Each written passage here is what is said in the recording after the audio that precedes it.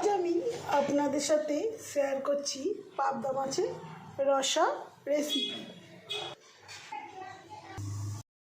প্রথমে এখানে পাবদা মাছ আমি কেটে পরিষ্কার করে ধুয়ে নিয়েছি। দিচ্ছি নুন, আর দিচ্ছি হলুদ গুঁড়ো,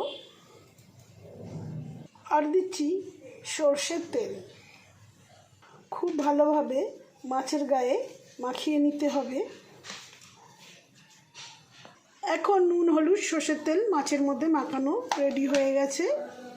এরপর দিয়ে দিচ্ছি পরিমাণ মতন কড়াতে সর্ষের তেল।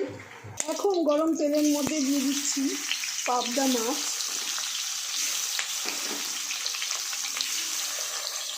মাছগুলো এখন উল্টে পাল্টে হালকা করে ভেজে নিচ্ছি।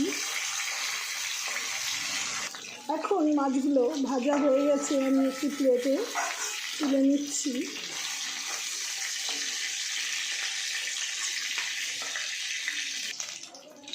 সব মাছগুলো ভেজে আমি তুলে নিলাম। মাছগুলো এখন ভাজা হয়ে গেছে। এরপর ওই একই তেলে দিয়ে দিচ্ছি কালো জিরে, দিচ্ছি পেঁয়াজ কুচি।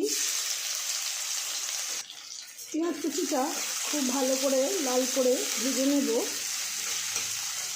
এদিকে পেঁয়াজ কুচিটা এখন ভাজা হোক, এদিকে এখন মশলার পেস্ট বানিয়ে নেব। নিচ্ছি পরিমাণ মতন আদা কুচি, নিচ্ছি পরিমাণ মতন রসুন,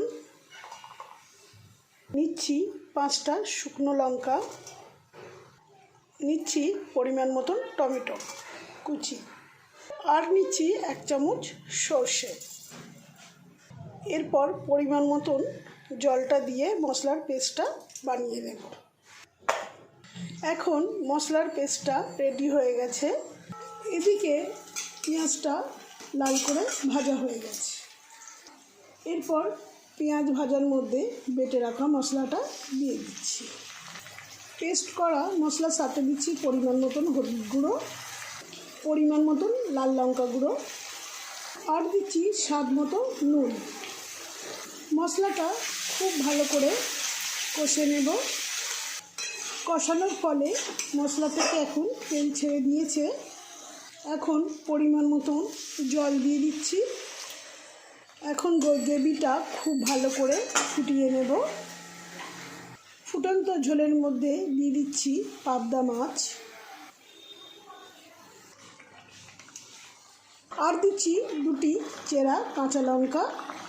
কিছুক্ষণ ফুটিয়ে রান্না করে নেব। সব শেষে ধনেপাতা ছড়িয়ে নামিয়ে নেব। রেসিপির ভিডিও যদি ভালো লাগে লাইক, শেয়ার, কমেন্ট করে দেবেন এবং পাশে থাকা বেল আইকনটি প্রেস করে দেবেন। আপনারা ভালো থাকবেন, সুস্থ থাকবেন।